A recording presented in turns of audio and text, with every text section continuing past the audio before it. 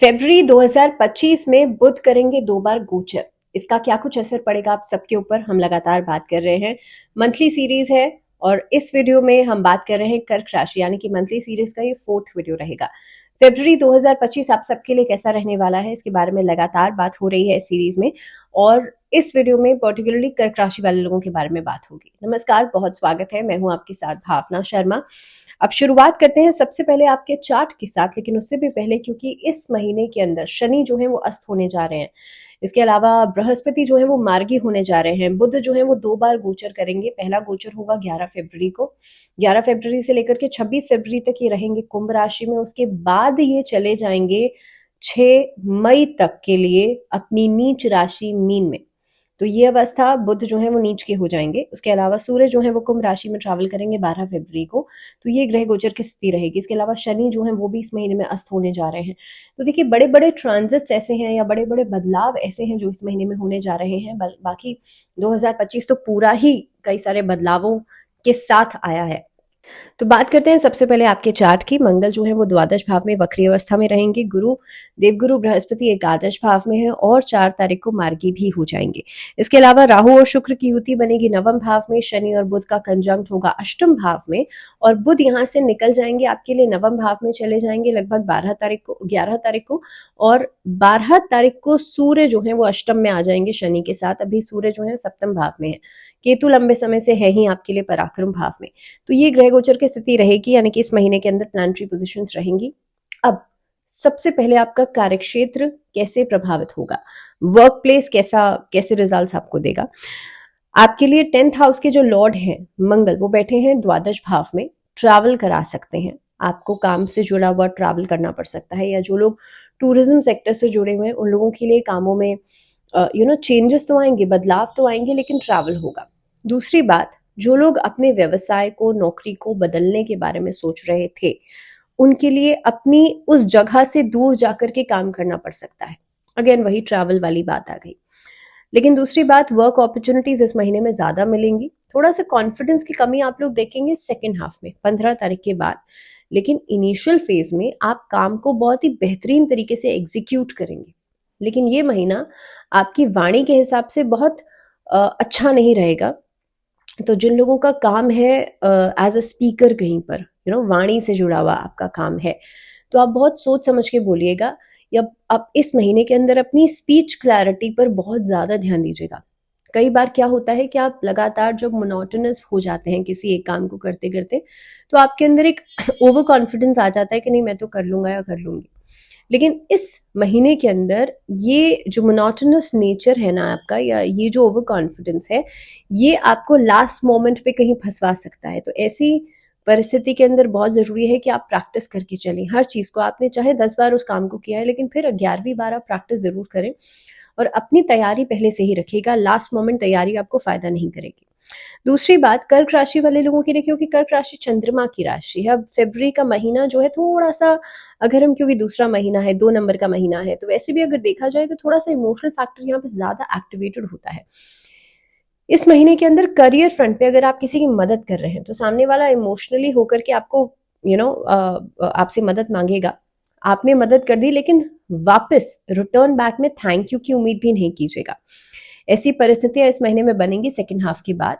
तो अगर आप किसी को मदद कर रहे हैं, वापस में अगर आप उम्मीद लगा रहे हैं कि सामने वाला आपको ग्रैटिट्यूड दिखाएगा, थैंक यू बोलेगा, एटलीस्ट कुछ कहेगा, ऐसा नहीं होगा, और यहाँ पर थोड़ी बहुत डिसहार्टनिंग हो सकती है। अदरवाइज करियर के लिहाज से महीना आगे बढ़ने का है, अपॉर्चुनिटीज को ग्रैब करने का है। लेकिन समहाउ, क्योंकि मंगल द्वादश भाव में, और द्वादश भाव लॉस हाउस भी होता है, तो समहाउ ऐसा भी हो सकता है कि आपका गलत डिसीजन या समय पर फैसला ना लेना या लापरवाही की वजह से भी आप उन अपॉर्चुनिटीज को गवा दें।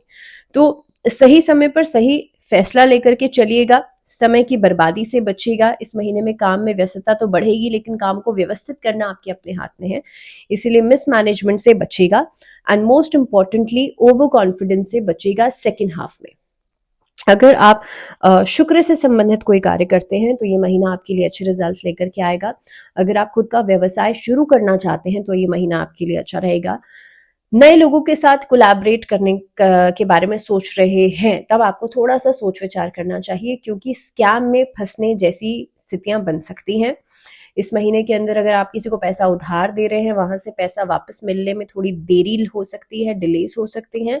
अगर आप फाइनेंशियली एक कहीं पर इन्वेस्टमेंट कर रहे हैं या फाइनेंशियली खुद को सिक्योर करने के लिए कहीं पर पैसा लगा रहे हैं, किसी के साथ पार्टनरशिप में कोई काम कर रहे हैं, ऐसी परिस्थिति में भी आप लोगों को थोड़ा सा केयरफुल रहना चाहिए कि आप ट्रस्टवर्दी इंसान के साथ ही उस काम को आगे बढ़ाइएगा। दूसरी बात, अगर इस महीने में बात की जाए आपके लिए खासतौर पे ये महीना सेकेंड हाफ के बाद, जैसे मैंने कहा कि परिस्थितियों में आपके कॉन्फिडेंस के अंदर थोड़ी सी कमी आप लोग देखेंगे, तो इसीलिए आपके आसपास के लोग, चाहे वो आपके सहकर्मी हो, आपके हायर अथॉरिटीज के लोग हों, यानी कि आपके सीनियर्स हो, वो आपको ओवर पावर करने की कोशिश कर सकती हैं या आपको डोमिनेट करने की कोशिश कर सकती हैं। और इस स्थिति के अंदर आपके लिए बहुत ज़रूरी है कि आप अपनी बातों को, अपने राइट्स को, या आप जो भी किसी से कुछ कहना चाहते हैं उसको सही तरीके से रखिएगा, क्योंकि यहाँ पर थोड़ी सी भी गलत तरीका या थोड़ी सी भी गलत अंदाजी आपको परेशानी में डाल सकती है। सो इसीलिए बहुत इंपॉर्टेंट है, अपनी बातों को कहने का तरीका आपका सही होना चाहिए। अगेन, अगर रिलेशनशिप्स के हिसाब से बात कर ली जाए, महीने की शुरुआत में सप्तम भाव में सूर्य रहेंगे और यहाँ पर क्लैशेस देखे जा सकते हैं, लेकिन जब सूर्य अष्टम भाव में चले जाएंगे तो हो सकता है इनिशियल फेज में आप थोड़ा सा अपने रिलेशनशिप में, मैं दाम्पत्य जीवन की बात कर रही हूँ, तो सामने वाले पार्टनर को ओवर पावर करने की कोशिश करेंगे। आपके अंदर एक थोड़ी सी ईगोइस्टिक अप्रोच रहेगी, लेकिन जैसे सेकेंड हाफ में आएंगे आप, तो आपके लिए थोड़ा आपका कॉन्फिडेंस लो होगा या अपने काम में व्यस्तता की वजह से भी अपने दाम्पत्य जीवन में समय कम दे पाएंगे।